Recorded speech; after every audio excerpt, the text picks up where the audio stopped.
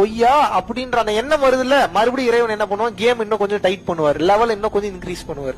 ஆஹா கண்டுபிடிக்கிறானே இவனை விடக்கூடாதுன்னு சொல்லி கொஞ்சம் லாக் பண்ணுவார். எப்படி லாக் பண்ண, டஃப் பண்ணுவார். என்ன பண்ணுவாருன்னா உங்களுக்கு கஷ்டம் எல்லாம் கொடுக்க மாட்டார். இதனால வரைக்கும் எதுக்கு ஆசைப்பட்டீங்களோ அதை ரெண்டா கொடுப்பாரு. உங்களுக்கு கல்யாணமே ஆகலையா, 2 பொண்டாட்டிக்கு வாய்ப்பு ஏற்படுத்துவார். என்னங்க இது, முதல்ல நான் ஒண்ணுக்கே வழி இல்லாம இருந்தேன், 2 ஆப்ஷனை கொண்டு வந்து கண்ணு எதங்க சூஸ் பண்றது, அப்படியே நீங்க மெய் சிலிர்த்து உருகுவீங்க. நீங்க சூஸ் பண்ணிடலாமா வேணாமா, உள்ளேயே இல்லைன்றீங்களா, டக்குன்னு குழந்தை பிறக்கும். பணங்காசே இல்லன்னு நினைச்சீங்களா, டக்குன்னு ஏதோ ஒரு இடத்துல இருந்து உங்களுக்கு அமௌண்ட் ரெடி ஆகும்.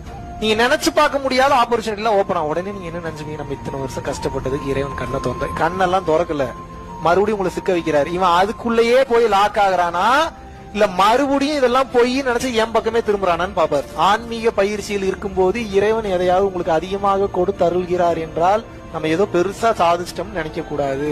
அதை கடந்து அடுத்த கட்டம் வரணும்னு நினைக்கணும்.